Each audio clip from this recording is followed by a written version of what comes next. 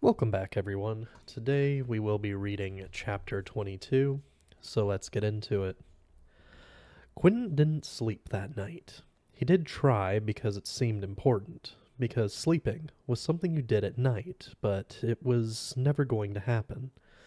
After a couple of hours of staring at the ceiling, shivering, his mind spinning and lurching like a dryer with a shoe in it, he gave up and got dressed and climbed the stairs to the fourth floor. It was 3 in the morning. He stood in front of the red door for a good half hour, nervously jiggling his knee, clenching his jaw till it ached. Then he began plastering himself with wards and boosting his reflexes and doing whatever else he could think of that might come in handy. He was going back through. The safeguards were probably beside the point. Alice had been stronger than him when she was human, and now she was on another power level. Now she was plugged into the main line. But he had to get closer to her. He didn't understand why she was here. Maybe he'd summoned her somehow, without even knowing it, trapped her and bound her in this weird mirror house. Maybe she'd come on her own. Alice had found him at Breakbills, and now she'd found him again here. Wriggled her way into his land like a worm into an apple. She was the snake in his Eden. It didn't really matter. He hadn't managed to make a land, or not much of one, but this was better. Making a land was a distraction anyway. So was the robbery. This was what he wanted. But what did Alice want? To haunt him? Laugh at him? Hunt and kill him? The scholarly literature on Niffins was pretty thin. Their behavior was unpredictable at best, but whatever she wanted, he knew what she needed, and that was to be human again. He couldn't have asked for a better chance. And he needed her too. He needed to see her again. She was the only person he'd ever felt completely at home with. He knew he should wait and eat and sleep and talk it over with Plum, but, he told himself, it was hard to know how long he had. The whims of a Niffin were pretty much the definition of perverse. If she left now, he might never find her again. He was going to finish this. And plus, Plum would try to talk him out of it. The house was quiet. He wasn't even remotely tired. Staring at the red door, he tried to summon up in his mind the Alice he knew. Did he really remember what she was like? Maybe he was pursuing a ghost, the ghost of a ghost, a figment of his own memory. It had been 7 years. That was longer than he'd known her as a human. Maybe he was chasing some long-gone, never-was fantasy Alice. If he could bring her back, who would she be? Quentin was going to find out. He opened the red door, but didn't cross the threshold. The other room was still there, the mirror room, with its mirror windows. He sat down on the floor cross-legged and waited. He'd been sitting there for 10 minutes when Alice swam by slowly, in profile, her legs trailing lightly behind her, as silent, as malevolent as a shark in an aquarium. She was slightly smaller than she had been in life, like an expensive doll of herself. She didn't see him. If she knew he was there, she didn't bother to turn her head. Once she was out of view, he stood up, waited 5 more minutes, then stepped through the door. Everything was just as it had been. There was the same deep, muffled quiet. No wind from outside rattled the mirrored windows. Nothing moved, or almost nothing. There was an unnerving flicker at the corner of his eye, like a television left on without the sound. It was the mirror in the bathroom, where flakes of snow were still drifting down. He stood at the top of the stairs, swung his arms, and bounced on his toes. He had not even a glimmer of a plan. How did you turn a monster back into a person?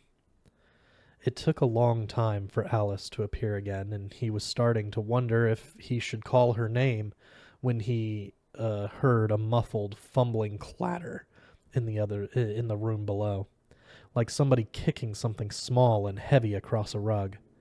A moment later, that thin blue radiance came flittering up the stairwell. Whatever he'd been about to do or say or cast exited his head. Then he got up and walked stiff-legged back to the door. He couldn't stop himself. It was like his legs were bionic and somebody else was controlling them. That was what it was to fear for your life. He stopped himself in front of the door, breathing hard. Not quite going through. Not yet. What was he going to do? He wanted to shout at her, "Wake up! Remember who you are! I need to talk to Alice!" But the thing about monsters was, you couldn't talk to them about it, because they wouldn't admit they were monsters in the first place. She came rising up right through the floor. Quentin bounded away from the door. Out of the room, and down the stairs like an athlete. He heard laughter, creepily familiar. It was hers, but cold, musical, mechanical. Somebody tapping on a wine glass. She came floating down the stairs after him, and he backed away into the mirror version of Plum's bedroom. He caught a glimpse of her. She wasn't quite Alice. Not exactly. She blurred out for a second, a low-res hologram of herself. Her hair floated, weightless, around her head. And he never stopped smiling. She never stopped smiling. Never. Blue lips, blue teeth. Maybe it was fun being a Niffin. Maybe everybody had the wrong idea about it. She followed him down to the first floor, through the dining room and back up the stairs, back down, back up, then back up to the third floor. She didn't hurry, though when he hurried up so did she, as if that were one of the rules of the game. It might have been comical if he weren't being chased by a blue demon who could burn him to nothing just by touching him, and probably without touching him. Sometimes she paid attention to the walls and the floors and the ceilings. Sometimes she passed through them with no resistance. Maybe the weirdest thing about this surreal duel was that he was starting to enjoy it. However distorted or transmuted she was still Alice. He was spending time with her. She was pure magic now, pure rage and power, but he had always loved her rage and her power. Those were two of the greatest things about her.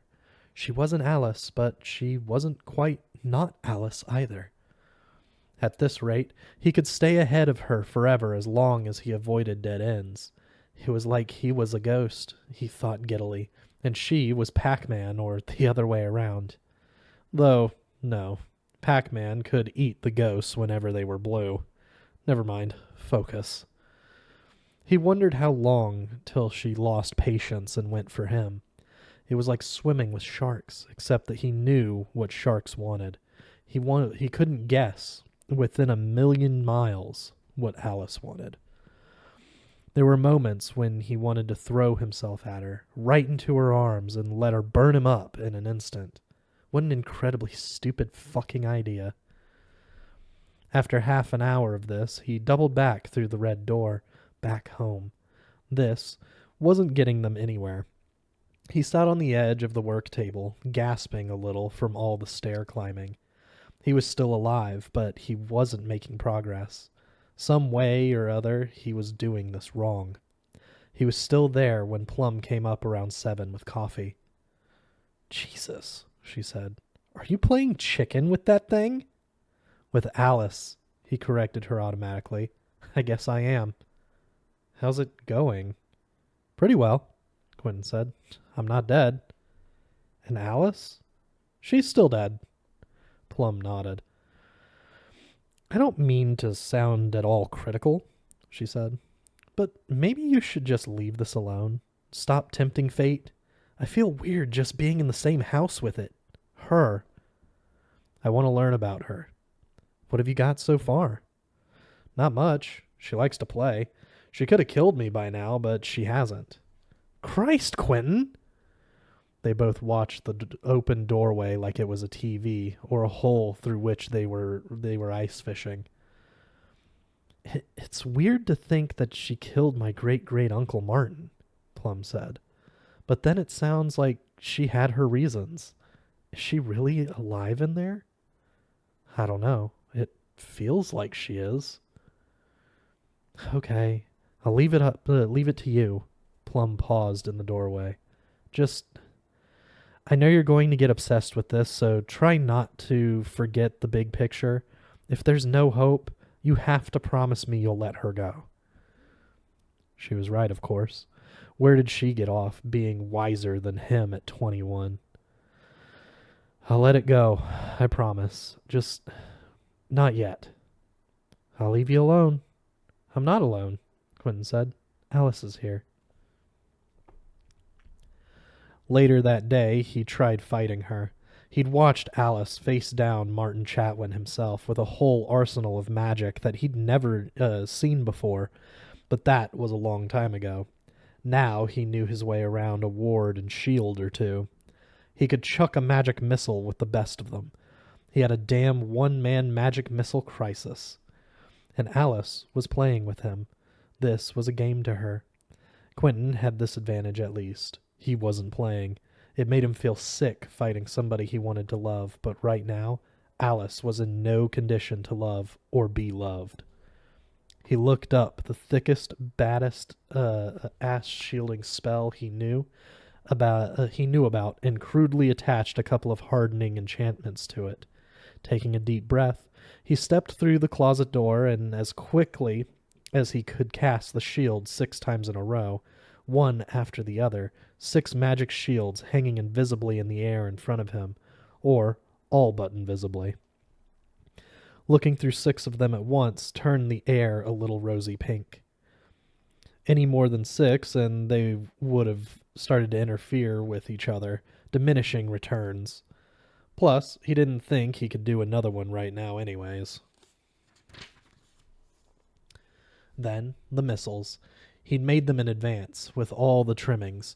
Treble weight, electrically charged, armor-piercing, viciously poisoned. He wouldn't have dared to even prep the spell on Earth, let alone cast it, if the house hadn't itself been so heavily shielded. If he missed, they'd go through the wall like paper. Plus, they were a long way from street legal. Technically, he was going to cast them in another dimension, so maybe he'd get off on jurisdictional grounds.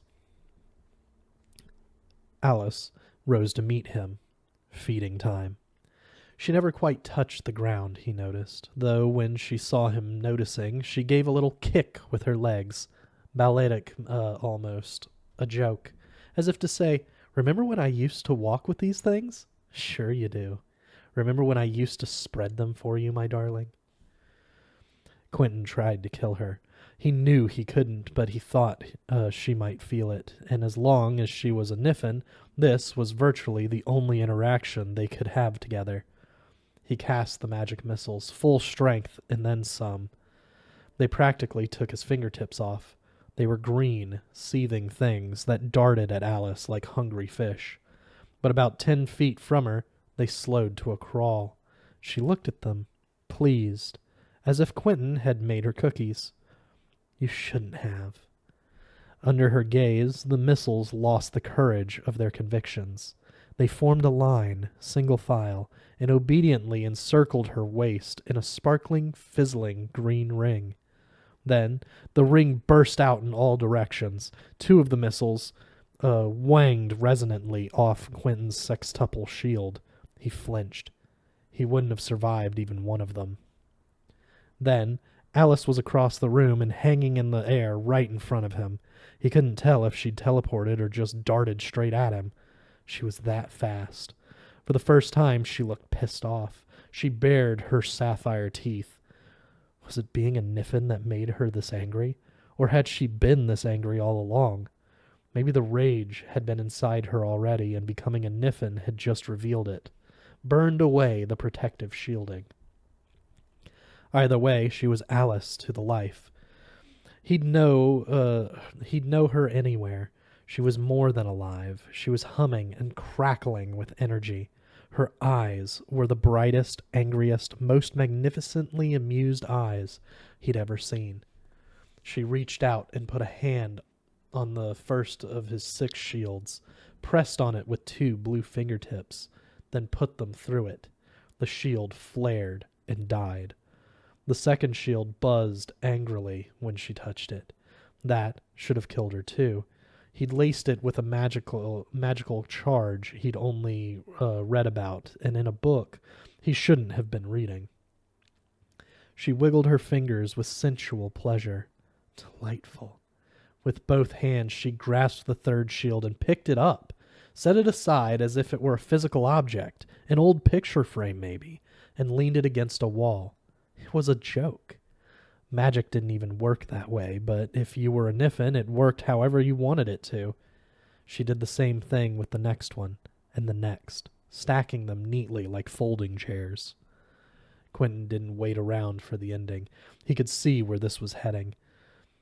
Seeding the field for battle, he stepped back through the doorway, let her follow him if she could, but she couldn't. It was hard and smooth as glass to her. She mushed her face and her breasts against the barrier, like a kid squishing her face against a window, and looked at him with one antic eye, blue on blue. She was daring him, baiting him. Come on, quit moping around. Don't you want to have some fun? When she opened her mouth, it was bright inside, like a photographic negative. Alice, Quentin said. Alice! He closed the red door. He'd seen enough. She was the mad woman in the attic. It was weirdly intimate. This one-sided duel, just her and him, one-on-one. Not like sex, but intimate. He was like a free diver, trying for greater and greater depths, forcing himself down, lungs bursting, then kicking frantically for the surface with his puny human flippers, the big blue nipping at his heels. Quentin kept records of his trips in a spiral notebook, where he went, where she went, and he'd done what she'd done. There wasn't much point to it, because the performance went more or less the same way every time, but it helped him fight off sadness. And he did notice one thing. Alice liked to herd him toward the front door of the house, like she was daring him to open it. That seemed like a dare he'd be better off not taking. But if there was nothing else on offer, their little dance was like the endgame of a disastrously bloody chess match. Just a queen chasing a beleaguered king around an empty board, sadistically refusing to checkmate him. It was difficult to know what, if anything, was going on in the queen's mind. But one thing was clear. Alice was better at this game than he was. Apart from everything else, she knew him better than he knew himself. She always had. So that night, close to midnight, when Plum was safely in bed, he reversed tactics again. Alice wanted him to open the front door. He was going to head straight for it. Give her what she wants. See what she does with it. He still didn't know what he was looking for, but maybe he'd find out what she was looking for. He prepped a couple of spells in advance and cast the first one as soon as he'd stepped through the door. It created a reasonably lifelike image of him in every room in the house. It didn't confuse her, but it might have pissed her off, because Quentin barely made it to the stairs before she banished the illusion so harshly that he felt like somebody had scrubbed his brain with steel wool. Go on or go back. In an undignified panic, he feinted for the stairs, dodged past Alice at close quarters, arcing his back like a bullfighter, and locked himself in the half bathroom off the landing. Now he'd trapped himself, but good. He fumbled in his pocket and whipped out a Sharpie he'd been keeping on him in case of emergency. Scribbling at top speed, he wrote an inscription in Swahili across the door, then sketched a big rectangle around the whole frame with fiddly ornaments at the corners, all executed in one unbroken line. It was just a ward to insulate against magic, because, he reasoned hopefully, Alice was made of magic now. It was all he could think of. The door shook with an impact, bulged visibly inward, air puffing in around the edges as if a grenade had gone off behind it. It held, but immediately it began warping in its frame, and the paint started to blister. It wasn't going to hold for long. It wasn't meant to be a magic barrier. It just wanted to be a bathroom door. He turned around and his eye fell on the medicine cabinet mirror in which it continued to snow. Experimentally, he put a hand through it. No resistance. Another portal. He put one foot on the toilet, planted his knee on the sink, and fed himself through the narrow opening. It was cold in the other bathroom. The other bathroom. He crawled desperately down off the sink and half fell onto the bathroom floor, which was slick with slush. Where was he now? 2 worlds removed from reality now, a land within a land, another level down. What would he do when the door failed? He might be able to slip past her again, get back through, but then what had he gained? He didn't want to leave empty-handed, not again. This free diver was going to touch bottom, even if it meant he wasn't coming back up. There must be something interesting down here. At this depth, maybe some of the rules would start breaking down. Slipping and sliding to his feet, he half walked, half skated out into the hall and into the mirror image of the workroom. The lights were out in this one, and he hastily summoned some illumination. The palms of his hands glowed like flashlights. Something was different here. He could almost feel the increased pressure of the multiple layers of reality above him. This land was heavier somehow, like it had been put through a photo filter that saturated the colors and made the black lines thicker and darker. It tried to push into his eyes and ears. He couldn't stay here long. But where to? He went over to the windows and heaved one up and open. The street was recognizably their street, or almost. There was a road and street lights, but there were no other houses. It was like a desert housing development that had suffered some financial calamity just as construction began. All around in the distance, cold sand slid silkily, hissing, over more cold sand. It was night, and instead of light, the street lights poured down rain as if they were weeping. The sky was black, no stars, and the moon was flat and silver, a mirror reflecting a ghost earth. This wasn't something he was supposed to see. It was an unfinished sketch of a world, a set that hadn't been properly dressed. He shut the window. This workroom had a red door, too.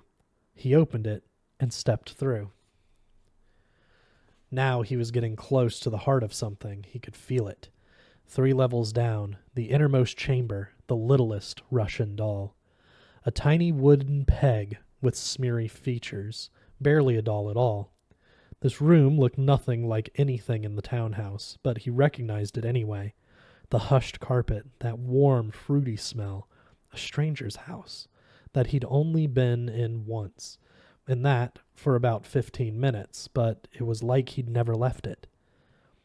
He was back in Brooklyn 13 years ago, back at the house where he'd come for his Princeton interview.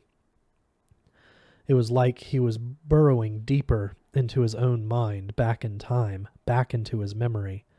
This was where it all began. Maybe if he stuck around, he could finally have his interview after all. He could go back and get his master's degree. Was this really it? Or just a simulacrum? Was there another, younger Quentin waiting just outside the door, getting even more depressed than usual as he stood there fretting in the cold rain? And his friend James, young and strong and brave-o? The loops were getting stranger. The timelines were in a Gordian knot. The thick was plotted beyond all recognition. Or was this a second chance? Was this how to fix her? Change it all so it never happened? rip up the envelope and walk away? He heard the sound of crackling wood, a long way off in another reality. 2 realities up. Last time he was here, he went for the liquor cabinet. Lesson learned. He looked around.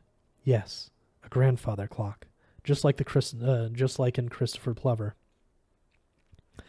It was so obvious now. He opened the case. It was full of shiny golden coins. They poured out onto the floor like a Vegas jackpot. They were like Mayakovsky's coins, but there must have been hundreds of them. God, the amount of power here was unthinkable. What couldn't you do with it? He had his masters now. He was a master magician. He could fix Alice. He could fix anything. He stuffed his pockets with them. Speaking of whom, Alice came drifting through the doorway behind him, slow-rolling languorously onto her back like an otter. Time to go. He juked past her and back through the door the other way. In the workroom, the snow was turning to rain, and the parquet had an inch of gray slush on it, and he half fell sprinting across it, his pockets heavy with treasure. He slammed shut the bathroom door, but then fumbled the Sharpie and dropped it. No time. He spat out a spell that doubled his speed and scrambled up and over the sink and felt the hot prickle of way too much magic way too close on his trailing ankle. Alice was a blue blur behind him, and he wasn't faster than she was, but he was fast enough, just, to make it back across the landing and through the workroom and the red door and out into the real world. She hadn't gotten him. Not today. Not today. He stood there for a minute, puffing and blowing and pulling himself together, hands on his knees. Then he dug his hands in his pockets and spilled the gold out on the table. Show 'em what they've won. He should have known. It was fairy gold, like in the stories. The kind that turns to dead leaves and dried flowers when the sun comes up. That's what he'd found. The coins had turned to ordinary nickels. It was never going to be that easy. This wasn't working. There had to be another way. He needed sleep. His ankle was starting to burn where his close call with Alice had scorched it. Quentin! Elliot was standing in the doorway, looking in his Florian court finery like he'd just detached himself from a Hans Holbein painting. He held a tumbler from the kitchen in one hand, full of whiskey, which he raised in greeting. "You look like you've just seen a ghost," he said. That's it for this week. We'll see you guys next week with Chapter 23.